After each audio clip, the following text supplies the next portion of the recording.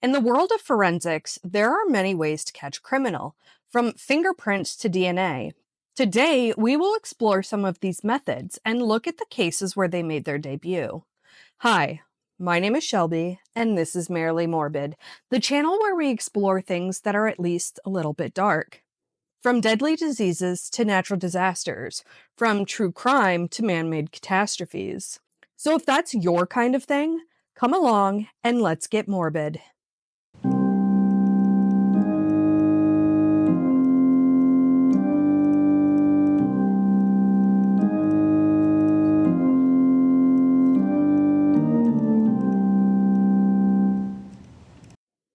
By far, the oldest method that we are talking about today is the autopsy. There are two types, the clinical and the forensic. Now, the clinical autopsy looks for natural causes of death, such as disease, and the forensic autopsy is done for many reasons. When a death is sudden, unexpected, suspicious, unwitnessed, criminal, the result of an industrial accident, or if a death has been suspected to have been caused by medical negligence. Where the clinical autopsy has a singular goal, finding the cause of death, the forensic autopsy can have many goals. Learning the cause of death, identification, time of death, manner of death, and collecting trace evidence, which can include things like hair, clothing fibers, skin cells, and bodily fluids. A clinical autopsy may just look at part of the body. So, if a person has died of a suspected heart attack, then the heart might be the only part of the body that's autopsied. If the autopsy shows that the heart is the cause of death, then the autopsy is over. Case closed. However, in the case of forensics, they are almost always full autopsies, meaning that every part of the body is examined and samples are taken. Whereas clinical autopsies always happen in a morgue, in extreme cases, forensic autopsies can be done out in the field, such as in the case of a very badly decomposed body that cannot be moved. An autopsy will attempt to establish something called the manner of death. That can be natural, accidental, self inflicted, or homicide. For example, a cause of death would be a gunshot wound. But what is the manner of the death? Was the gunshot wound a result of an accident? Was it intentionally self inflicted? Or was it a deliberate attack from another person? The angle of the path of the bullet and the placement of the wound can determine who shot the gun. Is there more than one gunshot wound? These, as well as other observations, combine to determine manner of death. During forensic autopsies, photographs or videos are taken to be used in investigations or in court. Samples of organs and bodily fluids are taken, and then they are sent to labs to be tested for drugs, poisons, other chemicals. Okay, so when was the first autopsy done? Well, officially, according to written record, the first forensic autopsy was done all the way back in 1302 in Bologna, Italy. However, the first textbook on forensic autopsies was actually written by a man named Su Sung in China in 1247 during the Song Dynasty. So it can be reasoned that the first forensic autopsies were actually conducted in China. Beyond that, we don't know because unfortunately none of the documents or records have survived. I want to jump in here to remind you to subscribe and like this video. It only takes a second, but it greatly helps out my channel in the algorithm. Thanks. Let's get back into it. Now we're going to jump ahead several hundred years to learn about ballistics, which is a field used to identify weapons, determine the trajectory of a bullet, and observe the damage that bullets do when they impact objects and surfaces. It has also been used to match bullets and spent casings to the specific weapon that fired it, but a little bit more on that in a little bit. So when bullets are inspected, markings on them are classified into two types: class characteristics and individual characteristics. Class characteristics include the caliber of the bullet and rifling. that's spirals on the inside of the barrel of the gun called rifling, which cause the bullet to spin, which allows it to travel further and have better accuracy. The rifling pattern is unique to each manufacturer, which just so happens to make it easier to identify the weapon that discharged the bullet. The individual characteristics are the ones that match a specific bullet or casing to a specific weapon through the matching of lands and grooves with the use of a split screen microscope. The bullet fired from a particular gun is on one side, and another bullet suspected to have been fired from the same gun is on the other. The bullets are rotated, and if the lands and grooves line up perfectly, then it's a match. It's believed that both bullets came from the same exact weapon. Notice that I said believed. Fun fact, since June 2023, the state of Maryland no longer recognizes the validity of matching bullets to guns. Experts in the field have determined that these tests are actually not as accurate as once believed, and it's more up to the expert's interpretation of the markings than solid fact. Moving on, we have trajectory. It's the path that a bullet takes after leaving the barrel, and it's affected by many things: the initial speed of the bullet, gravity, and air resistance. Trajectory can tell where a shot came from, if a gun was shot accidentally or intentionally, and it can determine the positions of the shooter and the victims. The last ballistics technique that I want to talk about is the testing of gunshot residue. That's when an investigator looks for the residues produced when a gun is fired. Gunshot residue testing, or GSR testing, can help decide if a hole, whether it's in a body, an object, or a wall, was or was not created by a bullet. It can tell if a person has fired a gun recently. On a living person, it's important to know that this test has to be performed within 4 to 8 hours. Otherwise, the residue can be washed or wiped away, so it's no longer as reliable. But since the average person doesn't have gunshot residue on their hands on any given day, it is a good way to rule someone in as a suspect. Now, the first use of ballistics evidence in a criminal case would, ironically, involve matching a bullet to a gun. Henry Goddard was a member of London's first official police force. Highly respected, he was often the officer chosen to investigate major crimes like murder. One particular case in 1835, he arrived to learn that a Mrs. Maxwell had been shot and killed. The only witness had been the butler, Joseph Randall, who claimed that they had been the victims of a burglary gone wrong. He claimed that these shots were fired and he pulled out a gun and fired back. Yet, when Goddard was looking at the butler's rifle and the bullets, he noticed that all of them had an identical marking.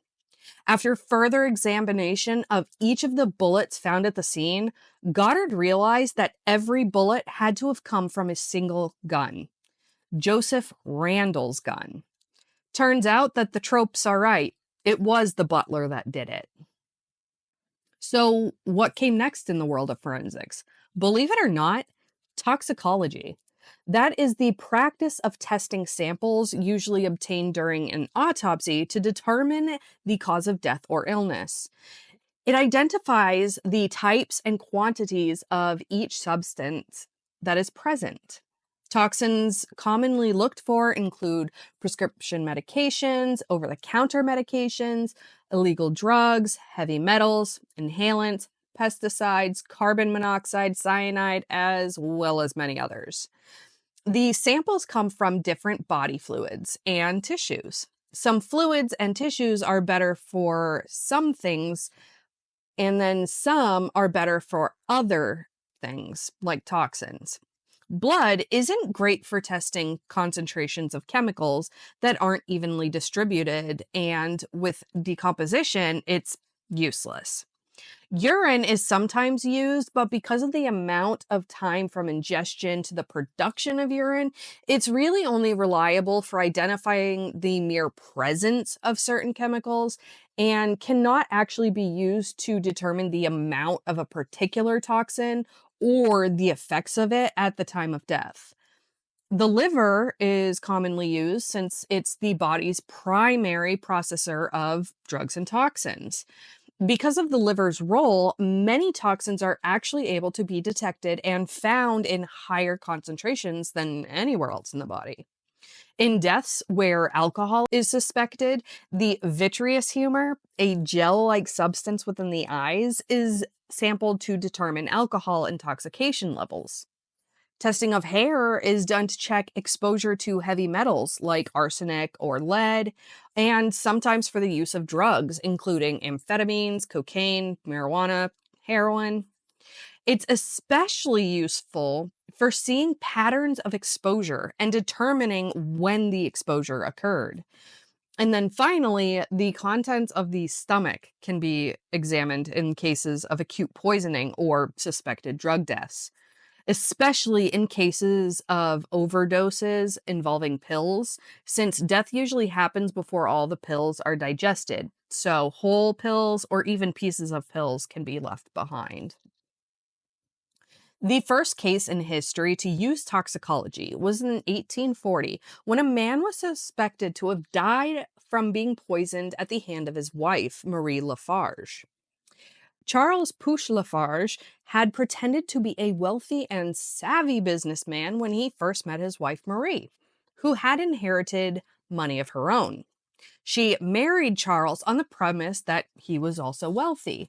She did not find him attractive in the very least, but back in those days, marriage was actually a necessity for women. So when she learned that Charles was actually broke as hell, she found it hard to stay in the marriage.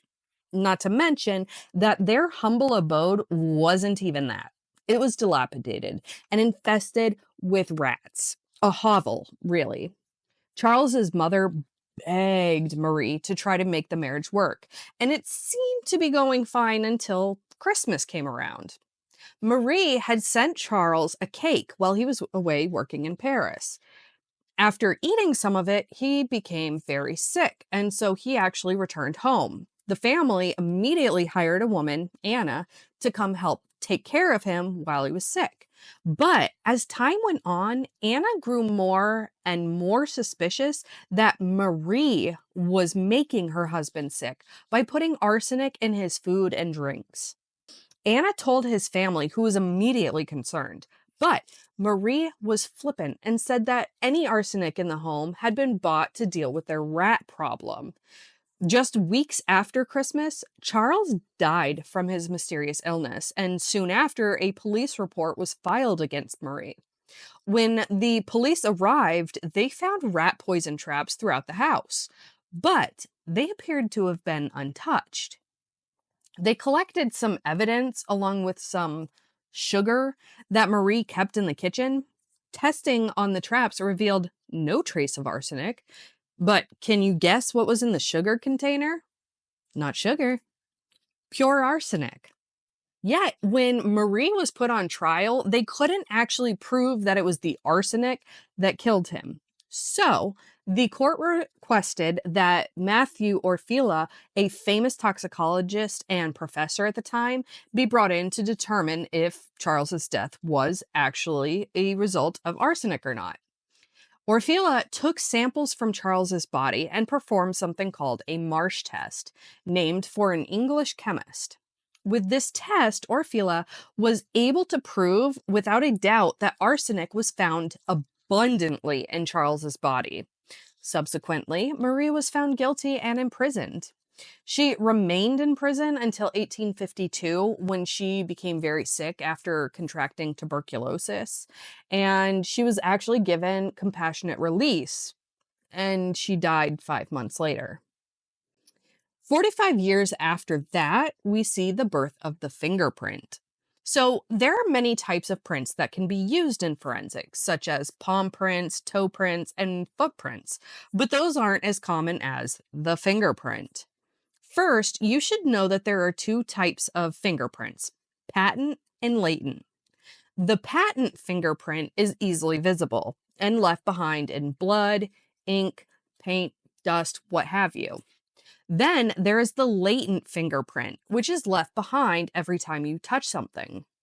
These fingerprints can't be seen without forensic techniques and are created by the natural oils and sweat on your fingers. The common or well known method of finding latent fingerprints is through the use of dusting. An extremely fine powder is brushed over a surface that might hold a latent print. Any prints found are then photographed and preserved using fingerprint lifting tape. Sometimes powder isn't preferred when there's a chance that it can destroy evidence. And in that case, the use of an alternate light source, such as a laser or LED light, can reveal prints which can then be photographed. This method won't damage any other existing evidence. Then there is a really clever technique that is used for portable, non porous surfaces, say a glass bottle, and that's cyanoacrylate processing. It sounds really intense, but it's really just fancy talk for putting an item inside of a chamber filled with superglue vapor. The super glue adheres to any present fingerprints, allowing them to be seen easily and photographed. In cases of porous surfaces like paper or brick, chemicals can be used. When ninhydrin comes into contact with amino acids left behind in fingerprints and heat is applied, it causes a chemical reaction, turning the hidden fingerprints purple, allowing them to be seen and photographed. Once collected, the fingerprints go to an examiner who will enter it into a digital fingerprint database. There is a national database. A lot of states have their own, and some larger cities have their own as well. Once uploaded to a database, software analyzes the fingerprint and then quickly searches for matches. If the person has committed a crime before, then there's a chance that their fingerprint's already in the system. Then, when a match is made, the fingerprint examiner will then go line by line, manually checking that the prints match. When examining a fingerprint, there are many patterns. When combined in your unique pattern, it creates a unique fingerprint that belongs to only you. Even identical twins have unique fingerprints. It was in Argentina that the fingerprint entered the forensics world. In September of 1894, Francisca Rojas had just returned home when she saw a man she knew running from her house. When she went inside, she found her 6-year-old son and 4-year-old daughter brutally murdered. She immediately went to the police and told them that she had seen Velasquez, a former lover of hers, running out of her house. She told them that when she broke it off with him, that he must have killed her children out of revenge. So Velasquez was brought in for questioning. Even as the interrogation turned violent, he refused to confess. Again and again, he professed his innocence, and they couldn't get him to confess. So the investigators returned to Francisca's home to look for any evidence that would place him at the scene, with proof he wouldn't be able to deny it any longer. Well, while at the home, a bloody fingerprint was found on the door. The investigators reached out to an expert who had just learned that fingerprints were unique to every person. The expert was very excited to get to use it in a criminal investigation. The bloody fingerprint was then compared to the fingerprints of Velasquez. To the investigators' surprise, none of his prints were a match. And with Velasquez ruled out, they decided to compare the bloody fingerprints to the prints of the only other person known to have been at the scene, Francisca. And that's when they found their match. When confronted with the evidence, Francisca confessed. She admitted that it was her who had killed the kids and that she had tried to frame Velasquez. Turns out that Francisca already had another lover, but he didn't want children. And as long as she had children, her boyfriend would never marry her. So she decided that she would eliminate her children and pin it on Velasquez so she could run off into the sunset to be with her lover. Instead, she spent the rest of her life in prison. Now, that reminds me of Susan Smith and Diane Downs, but I won't get into that now. Let me know below if you want me to cover those. All right, now we have arrived at our final topic for this video. Can you guess what it is? It's DNA testing. DNA is unique to almost every person on Earth. Identical twins are the only people in the world that share their exact DNA with another person, or identical triplets, which is crazy because we are only differentiated by a mere 2% of our DNA. DNA testing focuses on that 2% of what makes us each unique, and that is called a DNA profile. With the exception of mature red blood cells, every cell in our body contains DNA. It's often found in blood, semen, saliva, sweat, and skin cells. It can be found on weapons, surfaces, clothes, and victims. And there are primarily two types of DNA used in forensics. That's autosomal DNA, which is used for matching DNA in criminal cases, and mitochondrial DNA, which is used for the identification of missing people and unidentified bodies. Now, DNA is usually collected through a buccal swab or a cheek swab. A swab is brushed on the inside of your cheek, collecting skin, and then that's sent to a lab. Once at the lab, it undergoes a series of processes. Once completed, the DNA profiles are uploaded to a database for comparison. Just like fingerprints, there are local, state, and national databases for DNA. These databases are further characterized into categories such as convicts, arrestees, missing people, and unidentified bodies. So here's where I tell you about the first ever case solved using DNA. In 1983, a 15-year-old girl, Linda Mann, went missing and was later found strangled to death in Leicestershire, England. There was no usable evidence at the time, so the case went cold. In 1986, an almost identical murder was discovered. Dawn Ashworth, also 15, was found strangled to death. The police knew that the two murders were so similar that they had to have been committed by the same person. However, unlike Linda Mann's case, Dawn Ashworth's murder actually had a suspect. A 17-year-old boy with developmental delays. He was an acquaintance of Dawn's and appeared to have known details about the case that he shouldn't have. Now, when questioned, he confessed multiple times, but each time he recanted. Regardless, he was charged with Dawn's murder. The police knew, though, that without evidence, that the case was not going to hold up in court. Now, luckily, one of the investigators had heard about a professor at a local university who had developed a revolutionary technique that revealed people's DNA profiles, which, again, are unique to each person. The boy was brought in and had his DNA compared to that found on the bodies of the two girls. To everyone's surprise, the DNA didn't match. They had the wrong guy. Notably, the absolute first time DNA was used in a criminal case, it actually exonerated an innocent boy. But the investigators weren't giving up yet, although it did mean that they had to start all over again. Now, they decided to narrow the suspect pool. They had every male in the area with a specific blood type, which matched the perpetrator, undergo DNA testing. FYI, that was thousands of men. The DNA dragnet would have actually taken years to process, but investigators caught a break. In August of 1987, someone in a pub overheard a man say that he'd been paid by a man named Colin Pitchfork to pretend to be him during the DNA test. First off, why would you admit that in a crowded bar? And two, why would you say that guy's name out loud? Anyway, luckily he did. So the guy who overheard that informed the police, and a one Colin Pitchfork was immediately brought in for testing. This time, the actual Colin Pitchfork with his actual DNA came back as a match. Once confronted, he confessed to both murders.